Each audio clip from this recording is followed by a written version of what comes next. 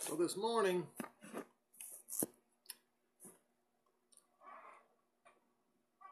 I want to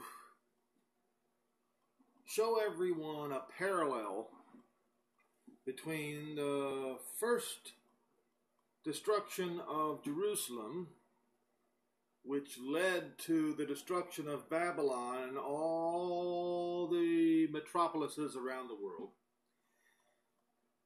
and tie that into the second destruction of Jerusalem. There is no decreed third, fourth, or any destruction. We got first destruction of Jerusalem by old Babylon.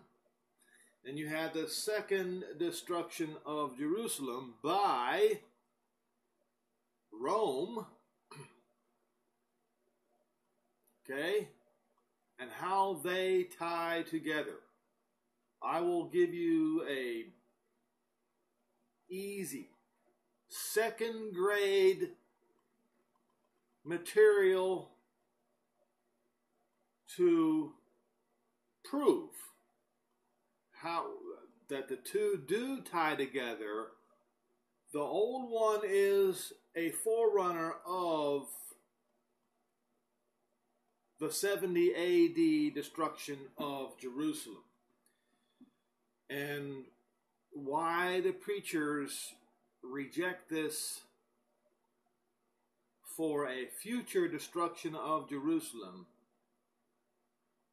I find mind-boggling. But before I get started, what am I wearing? I am wearing the clothing of shame, the yellow clothing of shame that the Christians forced the Jews to wear in Europe from the days of Constantine all the way to the days of the Holocaust. And the yellow star that they forced the Jews to wear from the days of Constantine to the days of the Holocaust. Christians did this. The Crusaders did this. While they were pillaging, raping, murdering, burning at the stake the Jews and the followers of Yeshua. And they did it in the name of a false god, Jesus, or as they say in English, Jesus. There is no comparison between Jesus or Jesus and Yehoshua, the Hebrew Messiah. There is no compatibility between the two whatsoever. So in the honor of those Jews and those who suffered the Holocaust and those who were martyred for Yeshua Messiah, I wear this as when I am doing these videos. So here's what I want to do. I got to pull up 3 windows here. And I want to first start with Jeremiah 25.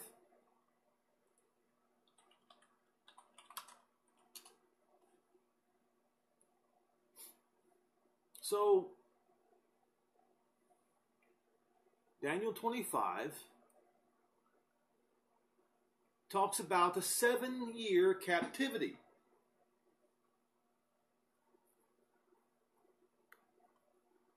We'll start in verse 1. The word that came to Jeremiah concerning all the people of Judah in the 4th year of Jehoiakim, the son of Josiah, king of Judah, that was the 1st year of Nebuchadnezzar, king of Babylon, that which Jeremiah the prophet spoke unto all the people of Judah and all the inhabitants of Jerusalem, saying, from the 13th year of Josiah, son of Ammon, the king of Judah, even unto this day, that is the 23rd year. The word of Jehovah has come unto me, and I have spoken unto you, rising early and speaking, but you have not listened. And Jehovah has sent unto you all his servants the prophets, rising early and sending them, but you have not hearkened, nor inclined your ear to hear. They said, turn you again, or go away, everyone from here's what the prophets said: turn everyone from his evil way and from the evil of your doing, and dwell in the land that Jehovah has given to you, to your fathers, forever and ever.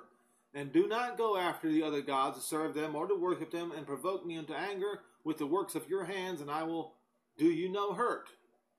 Yet you have not hearkened unto me, saith Jehovah, that you might provoke me to anger with the works of your hands of your heart. Thus saith Jehovah of hosts, because you have not heard my words, behold, I will send and take all the families of the north, says Jehovah, and Nebuchadnezzar, the king of Babylon, my servant, and will bring him against this land, and against the inhabitants thereof, and against these nations round about, and I will utterly destroy them, and make an astonishment, a hissing, and a perpetual desolation. Moreover, I will take from them the voice of mirth, the voice of gladness, and the voice of the bridegroom, and the voice of the bride, and the sound of the millstone, and the light of the candle, and this whole land shall be a desolation and astonishment, and these nations shall serve the king of Babylon 70 years.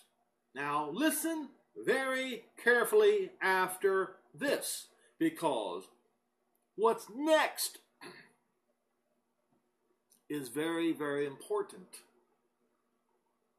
Everybody focuses on, well, the first captivity of the Jews, and don't make mention about what happened right after that. So right after the 70 years were complete, this happened. And it came to pass, and it shall come to pass, when 70 years are accomplished, that I will punish the king of Babylon and that nation, saith Jehovah, for their iniquity. Huh? Yes, the Jews in Jerusalem were punished for their iniquity first, and then after that time frame was over, then came the time for the punishment of old Babylon. Says Jehovah, for their iniquity and the land of the Chaldeans, and I will make it a perpetual desolation, and I will bring upon that land all my words which I have pronounced against it, even all that is written in this book which Jeremiah has prophesied against all the Gentiles. So you see, in the days of Jeremiah, the prophecy of Jeremiah spoke of Jehovah's punishment against Judah and Jerusalem first, and then after that period of 70 years was over, punishment against the Gentiles.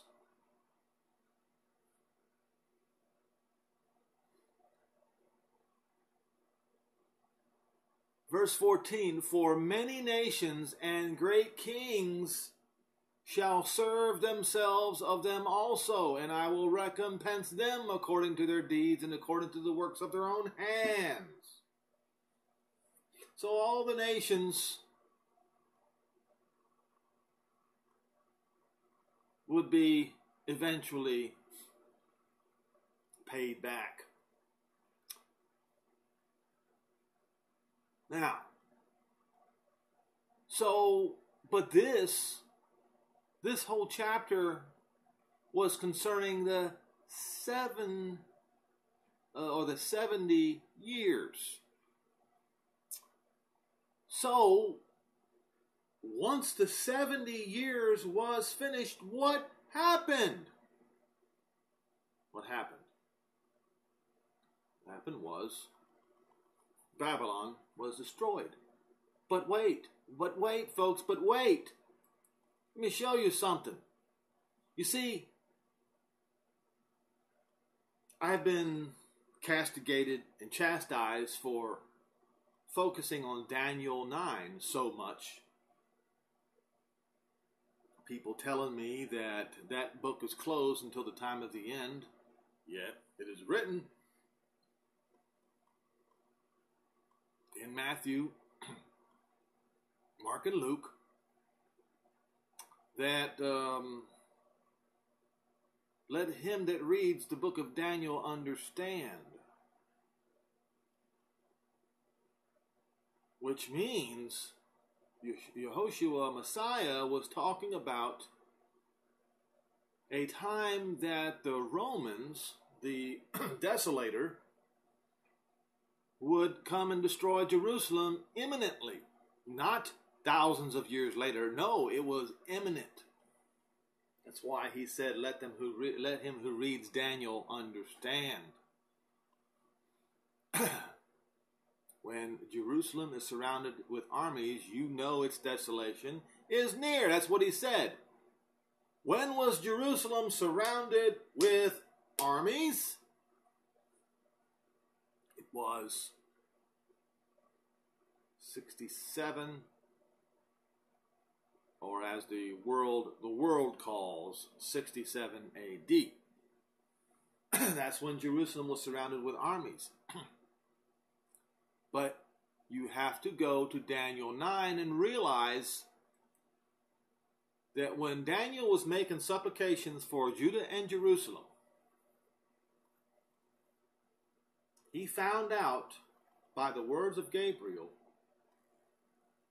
that Jeremiah 25 was a forerunner of something that was to happen future tense from the days of Daniel. And it was to happen, as we found out, the 77s began at the first call to rebuild Jerusalem from Zerubbabel, which was, how do I put this, right after the days of Daniel.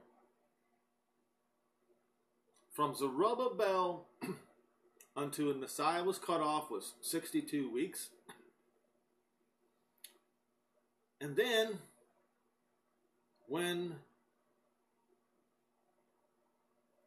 Jerusalem was surrounded with armies, that began the 1 week.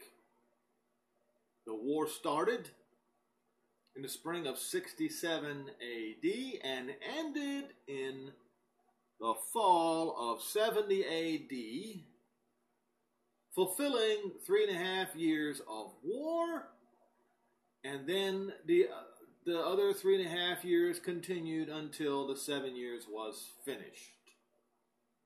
And that finished the 7 years, or the 1 week of Daniel 9 and verse 27.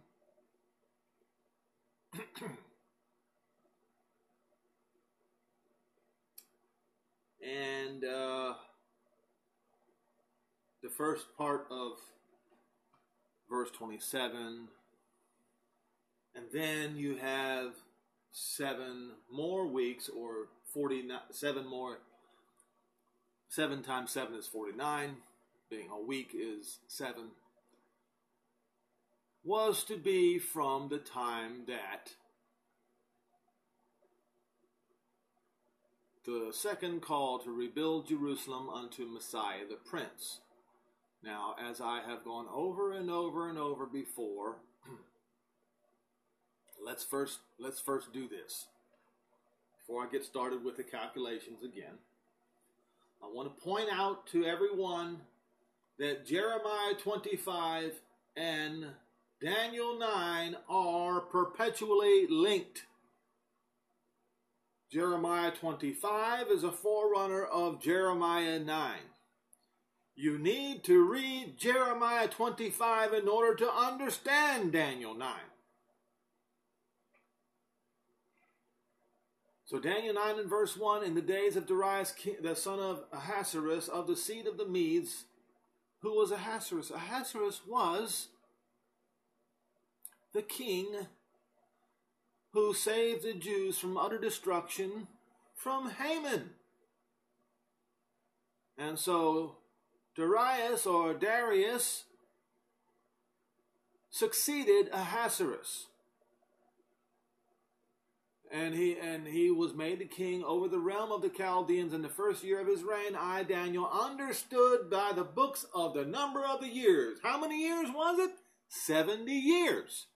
When he read carefully read the book of Jeremiah, or the books of Jeremiah, and he learned that the 70 years was finished. So what did he do? Did he just stand there and ignore the obvious, like people do today, who should know that the 77s of Daniel 9 are finished?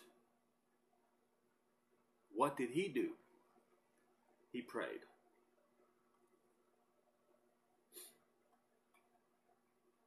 Verse 2, in the first year of his reign, I, Daniel, understood by the books of the number of the years whereof the word of Jehovah came to Jeremiah the prophet that he would accomplish 70 years in the desolations of Jerusalem. What did he do? I set my face unto Jehovah Elohim to seek by prayer and supplication with fasting and sackcloth and ashes. And I prayed unto Jehovah my Elohim, made my confession, and said, O Jehovah, great and merciful, dreadful Elohim, keeping the covenant and mercy to them that love him and to them that keep his commandments. We have sinned and have committed iniquity and have done wickedly and have rebelled, even by departing from your precepts and your judgments. Neither have we hearkened unto your servants the prophets, which spoke in your name to our kings, our princes, our fathers, and to all the people of the land. O Jehovah, righteousness belongs unto you, but unto us confusion of face, as at this day to the men of Judah, and to the inhabitants of Jerusalem, and to all Israel that are near and that are far away, through all the countries where you have scattered them, because of their trespass, and they have trespassed against you. O Jehovah, to us belongs confusion of face, and to our kings, and to our princes, and to our fathers, because we have sinned against you. To the Jehovah our Elohim belong mercies and forgiveness, though we have rebelled against him. Neither have we obeyed the voice of Jehovah our Elohim to walk in his laws, which he set before us by his servants the prophets. Yes, all Israel has transgressed your law, even by departing, that they might not obey your voice. Therefore the curse has been poured out upon us, and the oath that is written in the law of Moses, the servant of Elohim, because we have sinned against him. And he has confirmed his words, which he spoke against us and against our judges that judge us, by bringing upon us a great evil. For under the whole of heaven has not been done as has been done unto Jerusalem. As it is written in the law of Moses, all this evil is come upon us, yet made we not our prayer before Jehovah our Elohim, that we should turn from our iniquities and understand your truth. Therefore hath Jehovah watched upon the evil and brought it upon us, for Jehovah our Elohim is righteous in all his works and all he does, and we obeyed not his voice. So, he first points out all the sins of Jerusalem, all the sins of Judah, and all of the sins of the house of Israel. And then he does this in verse 16. And now, O Jehovah our Elohim, who has brought your people forth out of the land of Egypt with a mighty hand, and have gotten you renowned, as at this day we have sinned, we have done wickedly. O Jehovah, according to all your righteousness, I beseech you, let your anger and your fury be turned away from your city, Jerusalem, your holy mountain, because of our sins and for the iniquities of our fathers.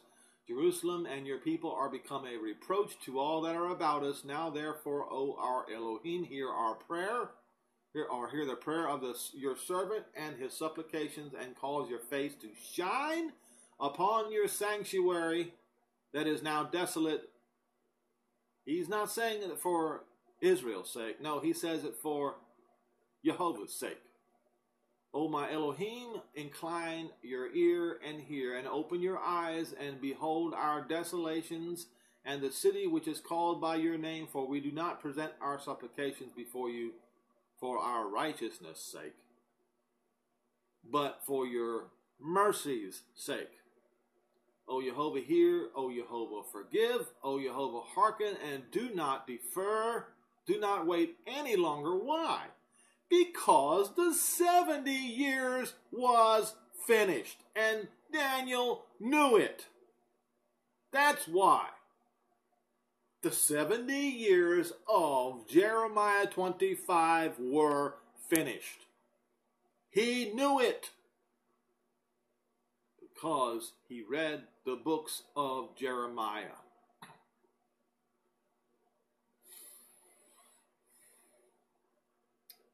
For your city and your people who are called by your name. And who is called by his name? Israel. Not just Judah, not just Jerusalem, but all Israel. So what happened? What happened? What happened was King Darius began the process of telling Zerubbabel and the holy people to go back to Judah and Jerusalem and start rebuilding. That's what happened.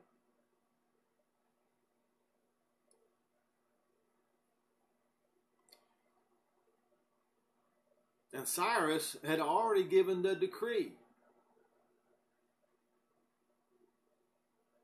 But Darius or Darius made sure it happened. So, without delay,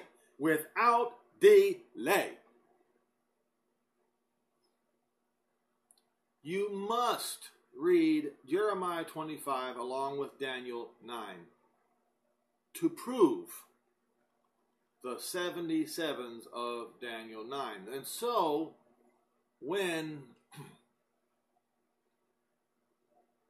Messiah was cut off, let me try to rephrase this, okay? Because this was prophesied before Messiah was cut off, Daniel 9. So what Gabriel did was he came quickly to explain to Daniel that the 70 years of Jeremiah 25 was a forerunner of what was to happen in the future. Verse 20, and while I was speaking and praying and confessing my sin and the sin of my people Israel, and presenting my supplication before Jehovah my Elohim, before the holy mountain of my Elohim, for Jerusalem, yes, while I was speaking in prayer, even the man Gabriel, whom I had seen in the vision at the beginning, was caused to fly swiftly, touched me about the time of the evening oblation. And he informed me and talked with me and said, O Daniel, I am now come forth to give you skill and understanding. Skill and understanding, you say. Okay?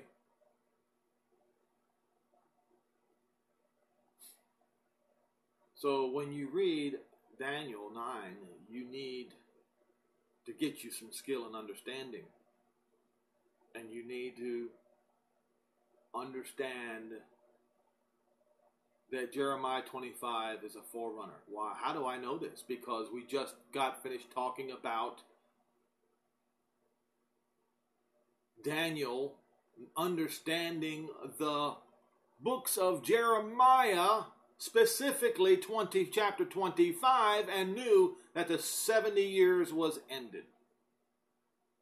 But now we find out, starting with verse 20, that 77s would begin shortly. Shortly after Gabriel came to speak to Daniel. I am come to show you, for you are greatly beloved, therefore understand the matter and consider the vision. 77s are determined upon your people and upon your holy city. So, it's no ifs, ands, or buts. It was already confirmed to happen regardless. Irrespective. The 77s. So, the 70 years was finished. Judah and Jerusalem would be repatriated. The city of Jerusalem would be rebuilt. However, Gabriel gave another countdown to Messiah, the Prince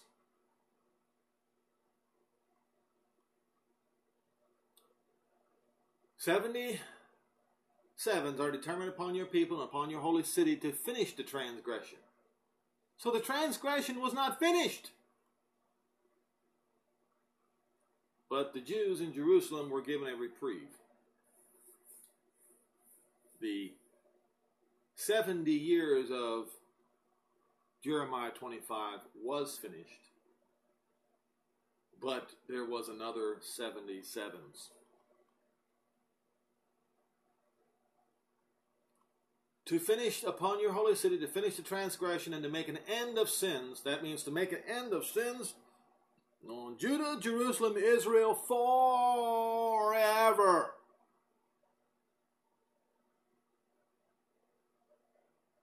Forever. Forever and ever and ever.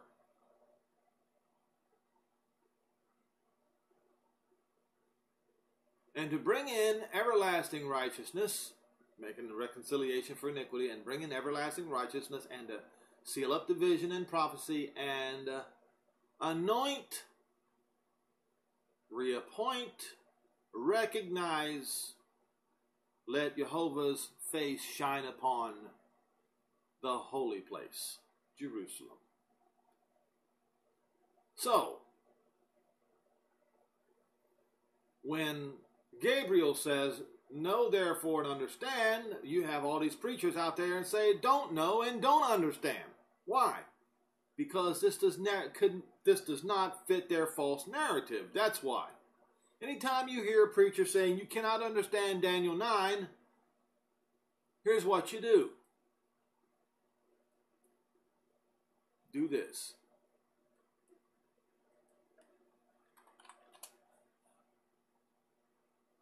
Just do your Google thing and just type in, when you see Jerusalem surrounded with armies. Okay?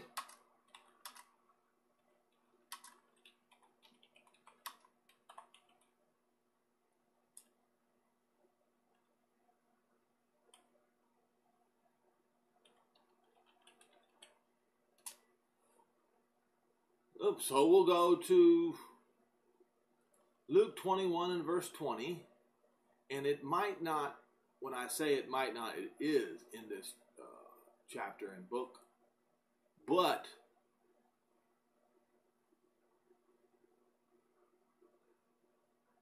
so here's what we'll do. And when you see Jerusalem compassed with armies, or surrounded with armies, then you know that the desolation thereof is nigh. Okay. So remember that the desolation, okay? And you see that that the Jerusalem and Judea and all them will fall by the edge of the sword, and shall be led away captive into all nations, and Jerusalem will be trodden down by the Gentiles until the time of the Gentiles be fulfilled. Now,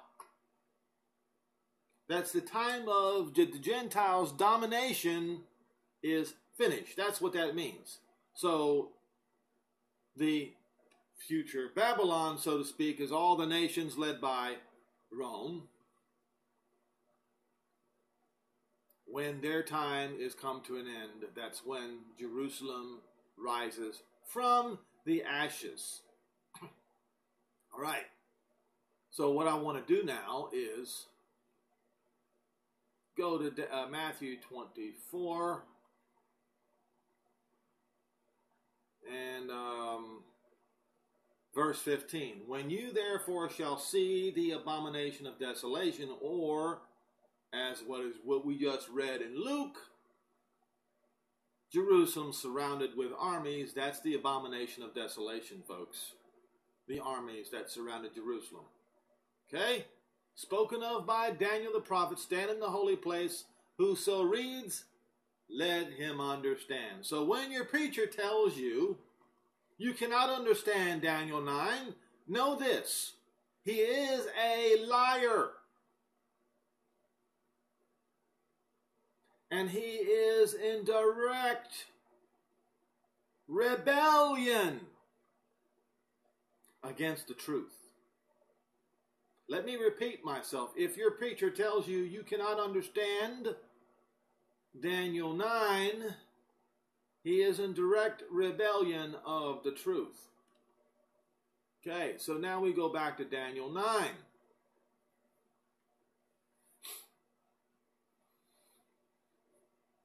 Verse 25, know therefore and understand that from the going forth of the commandment to restore and rebuild Jerusalem unto Messiah the Prince shall be 7 weeks. Not 7 weeks plus 62 weeks, as your preacher likes to say. Okay?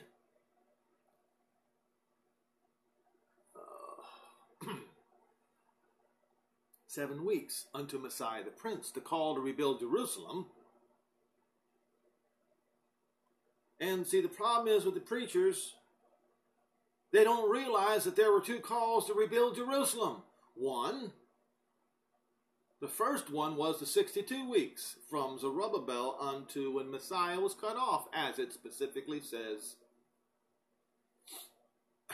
right here. 62 weeks, the street shall be built again, and the wall even in troublous times, and after the 62 weeks, Messiah would be cut off. Well, that's obviously not Messiah the Prince. That is Messiah the suffering servant. Read about the suffering servant. So, the suffering servant portion was only 62 sevens. Now, I don't care. You have all these theologians and year counters claiming that that from Zerubbabel unto the destruction of, or unto the, or when Messiah was cut off, was, I don't know, 500 and some years. These year counters can never get their years right. Just take a look around. They don't even know when the flood happened. If they don't know when the flood happened, how are they going to get those numbers, the numbers of from Zerubbabel's call to rebuild Jerusalem until Messiah was cut off? They can't. That's the reason why you have to take Daniel's word for it. You get people who claim to be religious, claiming that the world is, that the earth, or that life on the earth is millions and millions of years old, or at least 10,000 years old. They're ignorant. If they would read the Bible, they would realize that it is not even quite 6,000 years old. So from the going forth of the commandment to restore and rebuild Jerusalem unto Messiah the Prince, or the Messianic era, shall be 7 weeks, 49 years. Again, that could only happen if the Jews were given Jerusalem back. And so, like I said, this is 5th grade material, right? 5th grade understanding. If the Jews were given back Jerusalem, or if they took back Jerusalem, in those days you have to look for a call to rebuild Jerusalem again. That's exactly what happened, and it happened on the same day. Shlomo Goren, the general, the chief of the IDF, made that call, and I quote, "Jerusalem today, as in the days of old, shall be rebuilt." That's what he said. He said it in Hebrew. I just translated it in English. That's exactly what he said. And if you go and read, if you want to know when the Messianic era should start, you have to count from that point. 7 weeks. 49 years. That call was made on the Roman calendar, June 7, 1967. And every Israeli knows the date on the Jewish calendar that call was made, because that was the same day that the IDF took East Jerusalem. That's when that call was made. You count 49 years and you come to Shavuot 2016, and according to the Jewish sources, that entire scenario has to be capped off with a Jubilee year, and indeed it was. And that Jubilee, Jerusalem's Jubilee, when it was captured from, I'm talking about capturing time, ended on Shavuot 2017, just a mere few months ago. Which means, as I said before, there is no time left. So what about the 1/7? What about the 62 sevens? It plainly says that the 62 sevens, right here, after verse 26, after the 62 weeks shall Messiah be cut off. Okay. We know when Messiah was cut off. Do we not? Or somewheres thereabouts, don't we?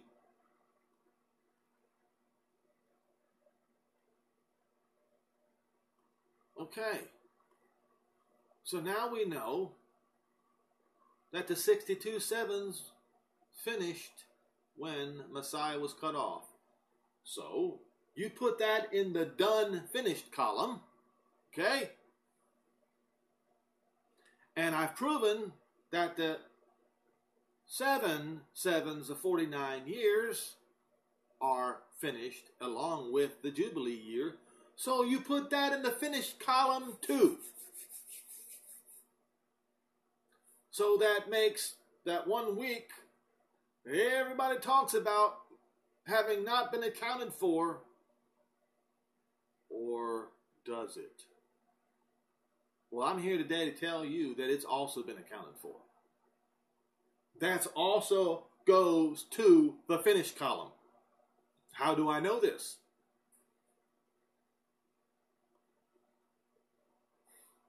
And after 62 weeks shall Messiah be cut off, but not for himself.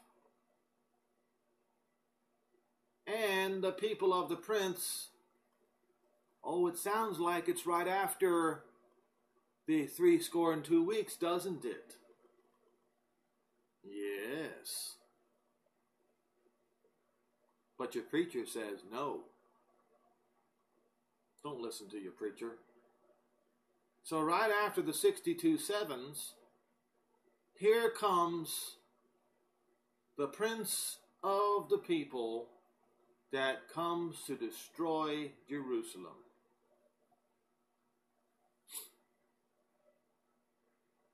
The city and the sanctuary. Let me ask you a question. Was Jerusalem destroyed? Yes. It was destroyed in 70 AD. Was the sanctuary destroyed? Yes, it was destroyed. All right, hold on, folks. I'll give you a date. And for you Romans out there, I'll give you a date. Please bear with me. I'm having trouble with these pieces of paper.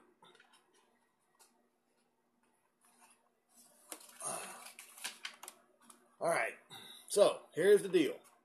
The war began in the spring of 67 AD. July 14th, 70 AD, on the Roman calendar, daily sacrifices were caused to cease. On August the 10th, 70 AD, or the 9th of Av, on the Jewish calendar, the temple was burning, and the war was over on September the 8th, 70 AD. I gave you dates. Let me ask you a question. Has your preacher given you dates? No, because your preacher has not researched, and quite frankly, they don't care. What they want to do is they want to brainwash your minds into believing that Israel's coming Messiah is the Antichrist. I'm telling you, They are brainwashing you into believing that Israel's Messiah, the Jewish Messiah, is the Antichrist. This lie has been spread around for many, many years, and I believe it was the late Jerry Falwell that helped further this lie. So I asked the question, was Jerusalem destroyed? Yes, it was. Was the sanctuary destroyed as written here? Yes, it was. Was the sacrifices and oblations caused to cease? I gave you dates. And for the overspreading of abominations, he shall make it desolate until it is consumed. Was Jerusalem and the sanctuary consumed? Yes, it was. What happens after that? Right here we read in the last part of Daniel 9 and verse 27, it says, and that determined be poured out upon the desolator. But the preacher would have you believe that Jerusalem has to be destroyed again. No. You see, if Jerusalem would have to be destroyed again, that means the 77 equation is wrong. But the 77's equation is correct and cannot be fudged with. I have proven. And I have proven that the 77s are finished. You tell me what person, what holy man, what preacher, what false prophet has told you that the 77s are finished. Google it. Google it.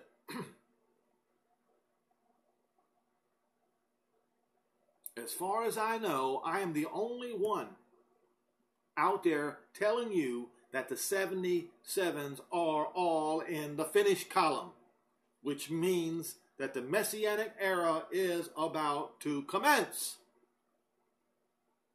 And Daniel knew that. The prophecy of Jeremiah 25 was finished, and that's the reason why he went straight to prayer, to call for mercy upon Jerusalem, mercy upon the people of Jerusalem, mercy upon the people of Judah, and mercy upon all Israel that's been scattered abroad. Not for Israel's sake, but for Jehovah's holy name's sake. Where? Show me, is there anybody who's doing this? Any holy man, any preacher doing this? Calling for all Israel to be gathered together and be brought home. Calling for Jehovah's face to shine upon Jerusalem.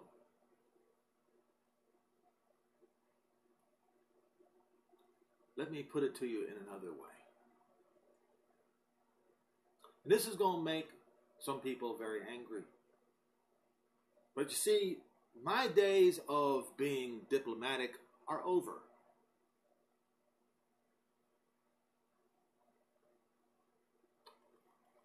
Is there any Christian?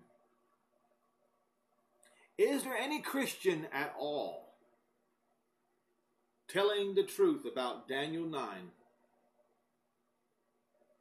and informing the public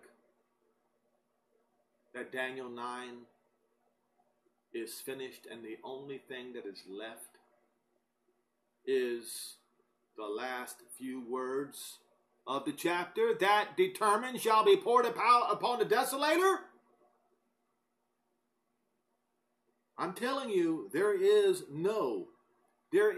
a zero Christian preacher, zero, who is telling you the truth on this. None. But there are some Jews who know. And I know that this is true. And I'm not a Christian. So, what what I've just explained to you is that Jeremiah 25 is a parallel of, or is a forerunner of Daniel 9. So now we need to go back to Jeremiah 25 to see what is going to happen to the desolator as written in the last few verses of Daniel 9. A few words of Daniel 9. Where it says, that determined be poured out upon the desolator. Okay, so now. So here's what we do. When we go back to Jeremiah 25 and start in verse 12, it says, and it shall come to pass when 70 years are accomplished. So now we can say, when the 77s are accomplished, who was Jerusalem's desolator in the days of old Babylon? Well, Babylon was. I will punish the king of Babylon and that nation, said Jehovah, for their iniquity in the land of the Chaldeans. I will make it perpetual desolations. So you transfer that curse over to Jerusalem's second desolator. Who was Jerusalem's second desolator? It was European Rome. And what is about to happen to European Rome? It shall be made a perpetual, which means generation after generation, desolation. That's what comes next.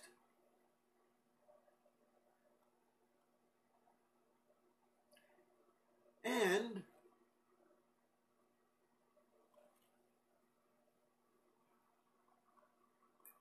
I will in verse 13, and I will bring upon that land all my words which I have pronounced against it, even all that is written in this book which Jeremiah has prophesied against all the nations.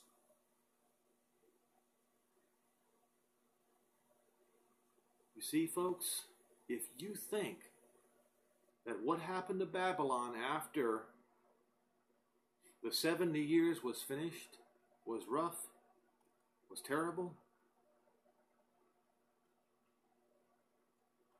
you haven't seen anything yet.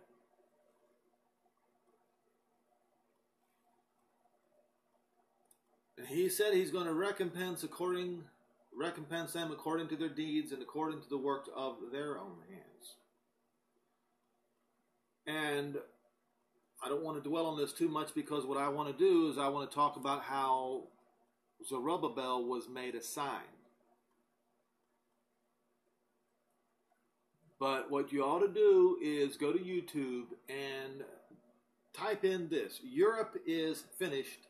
Nothing can save it now. Okay, and when you do this, then what you need to do is go to Romans 1, chapter 1,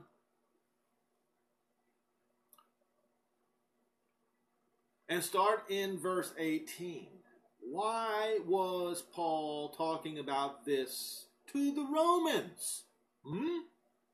Why? For the wrath of Jehovah is revealed in heaven against all ungodliness and the unrighteousness of men who hold the truth in unrighteousness. Because that which may be known of Jehovah is manifest in them, for Jehovah has showed it to them. For the invisible things of him from the creation of the world are clearly seen, being understood by the things which are made, even his eternal power and he is the top. The Father is the top. He is the head. So now they are without excuse. Because that when they knew Jehovah, they glorified him not as Jehovah, neither were thankful, but became vain in their imaginations, and their foolish heart was darkened. Professing themselves to be wise, they became fools, and changed the glory of, or rejected our incorruptible Father, and turned unto a graven image in every one of their houses of worship they did, made like a corruptible man. Yes, they did. Just take a look around you. Any house of worship, what do they have? They exchange the truth. They exchange our Father in heaven, who is incorruptible, for a graven image made like a corruptible man, and to birds and four-footed beasts and creeping things. For this reason, Jehovah, for what reason? Because they made this graven image of a man and put it up in their house of worship. That's why. So for this reason, Jehovah gave them up, or turned his back on them.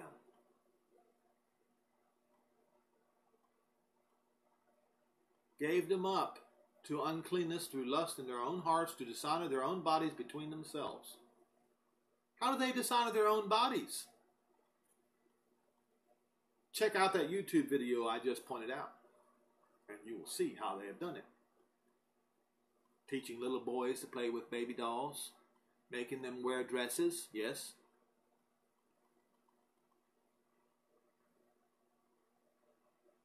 Dishonor their own bodies between themselves, who exchanged the truth of Jehovah for a lie. No, boys are not girls, and girls are not boys. But in Europe, and too much of that going on here in the United States, but in Europe especially, that cursed continent, that cursed Christian continent,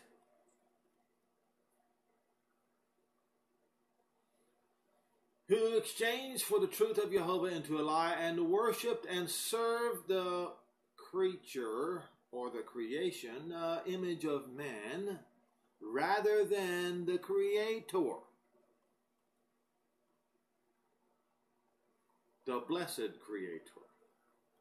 Verse 26, for this cause Jehovah gave them up unto vile affections. What is the end result of putting that graven image up in this house of worship? What is the end result? Vile affections, for even their women did change the natural use into that which is against nature. And likewise men, leaving the natural use of the woman, burn in their lust one toward another. Why? Because they put this graven image of the pontiff's son, made by Leonardo da Vinci, and every house of worship across Europe, and quite frankly, all across the United States. That's why.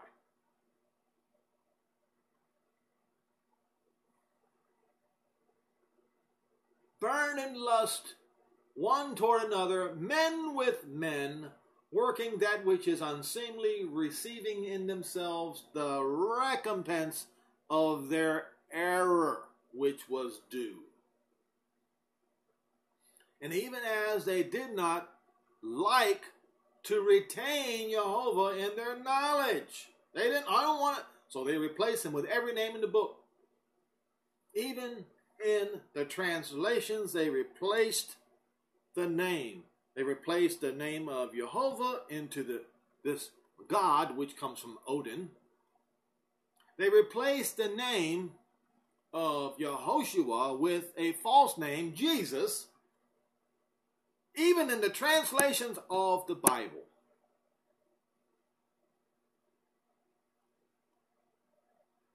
They do not want to retain Jehovah in their knowledge. So what did he do? He gave them over to a reprobate mind to do those things which are, it says not convenient, but it's far worse than that. It causes societal destruction.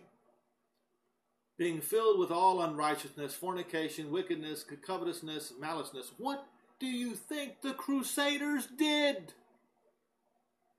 Every one of these vile, horrible things they did.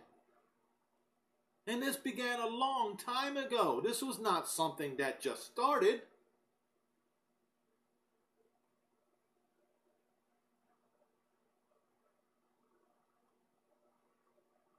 Verse 32, it says, who knowing of the judgment that is to come,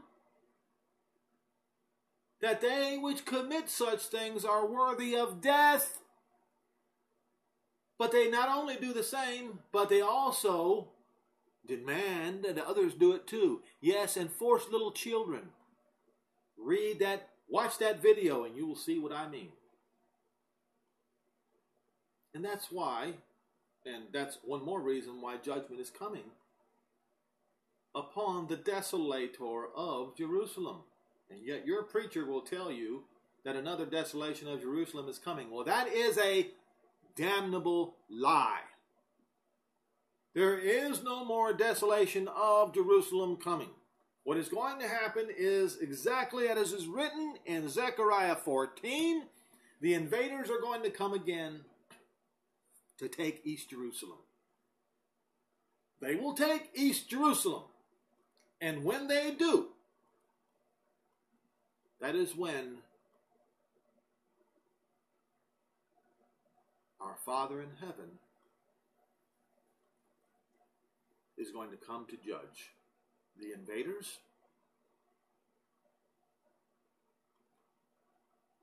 of today, the invaders of Jerusalem in the days of 70 AD. He's going to judge them too. And he's going to call for the Messiah to come and sit on David's throne. There will be a war between the son of David and Europe. And Europe will be defeated.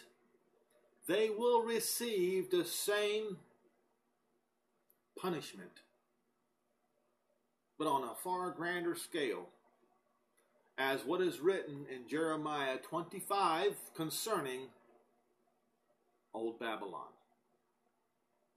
And Europe will be a perpetual desolation.